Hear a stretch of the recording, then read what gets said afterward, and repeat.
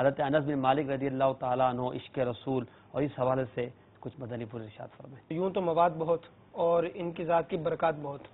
لیکن بیان کرنا یقیناً یہ بھی سعادت ہے، لیکن اس سے زیادہ کسی کی سیرت پر عمل کرنا یہ دراصل ایک بڑا ذریعہ ہوتا ہے ذات سے برکت حاصل کرنے کا، کہ سیرت پر عمل کر لیا جائے تو برکتیں یوں ہی نصیب ہو جاتی ہیں۔ اور سیدنا انس بن مالک رضی اللہ تعالیٰ عنہ، حضور علیہ وسلم نے ان سے ارشاد فرمایا کہ اے میرے بیٹے انس، اپنے دل کو لوگوں کے کینہ سے محفوظ رکھو، کہ یہ تمہارے نبی کی سنت ہے۔ خود بیان فرمایا کہ یہ تمہارے نبی کی سنت ہے، خود بیان فرمایا۔ تو آپ سے ایک مروی ایک روایت ملتی ہے، ایک بزرگ فرماتے ہیں کہ سیدنا انس بن مالک رضی اللہ تعالیٰ عنہ کے گھر جب بھی کوئی شخص جایا کرتا تھا تو آپ اس کی مہمان نوازی کے لیے کیا کرتے تھے کہ گھر میں موجود خشک روٹی کے ٹکڑے اور خشک کھجوریں پیش کیا کرتے تھے، اور پھر فرمایا کرتے تھے کہ ہمیں یہ نہیں معلوم کہ وہ شخص زیادہ برا ہے کہ جو پیش کی گئی چیز کو حقیر جانے، یا وہ شخص زیادہ برا ہے جو اپنے پاس موجود چیز کو پیش کرنے سے شرمائے۔ یہاں پر ایک بہت بڑا نقطہ ہے، کیونکہ عام طور پر ہمارے یہاں یہ ہوتا ہے، ٹرینڈ چل پڑا ہے کہ کسی کے گھر پہ اگر دعوت پر جانا ہے نا، وہ اگر اپنے بھائی کا ہی گھر ہے مثال کے طور پر، تو تکلف کرنے کا ایک رواج ہمارے یہاں ہے۔ دعوت اسلامی کے اشاعتی ادارے مکتبۃ المدینہ کے مطبوعہ احیاء العلوم، جس کا المدینہ العلمیہ نے ترجمہ کیا ہے، سیدنا امام غزالی رحمۃ اللہ تعالی کی بہت ہی پیاری تصنیف ہے، اس کے اندر جہاں پر میزبانی کے آداب، یہ پورا باب ہے، غالباً 4 یا 5ویں جلد کے اندر ہے اردو کی،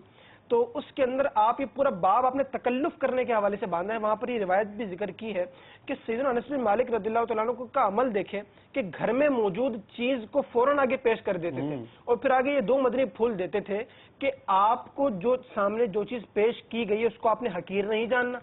یہ آپ کو میزبان نے پیش کی، یہ آپ کی مہمان جو آپ آئے ہیں تو آپ کی مہمانی کے آداب میں سے ہے اور میزبانی کا طریقہ کار۔ اور دوسری وہ چیز کہ میزبان کے لیے یہ ہے کہ جو کچھ بھی وہ پیش کرنے سے شرمائے نہ۔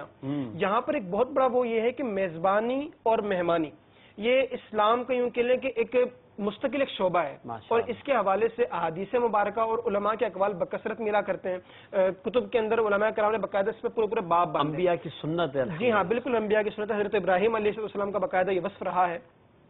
تو ہم اگر مثال کے طور پر کسی گھر پہ مہمان بن کر جاتے ہیں تو وہاں پر سب سے جو بڑی چیز ہے وہ یہ کہ اپنے میزبان کو تکلیف سے بچانا، اس کی پیش کردہ چیز کو حقیر نہ جانا، نمبر 1۔ نمبر 2، اگر کوئی مسئلہ ہوتا بھی ہے تو اس کو چھپانا تاکہ اس کی دل آزاری نہ ہو۔ اور دل آزاری کیوں نہ ہو کہ انس بن مالک خود ہی یہ بیان کرتے ہیں کہ اگر انسان تکلف میں پڑتا ہے تو یہ وہ چیز ہے کہ جو انسان کے دل میں کیا لاتی ہے، کینہ کو لاتی ہے۔ یعنی اسلام کتنی پیاری چیز سکھا رہا ہے کہ مہمان نوازی کرنے والے کو بھی تکلیف نہ ہو، اور مہمان بھی اپنے انداز میں آئے تو اسے اس کا جو تواضع ہے وہ ہو جائے، یعنی تکلف سے بچ کر بغیر شرمائے مہمان نوازی کی جائے، اور مہمان کو چاہیے کہ جو دیا جائے قبول کر لے تاکہ اس پر دل میں بغض و کینہ پیدا بھی نہ ہو، اور سب کا غریبوں کا بھی سلسلہ چلتا رہے۔ امیر اگر اپنے انداز میں کرتا ہے، غریب اپنے انداز میں کرتا ہے، جیسی مہمان نوازی ویسی ہو جائے۔ اللہ تعالیٰ ہمیں یہ برکت عطا فرمائے اور ہمیں عمل کی توفیق عطا فرمائے۔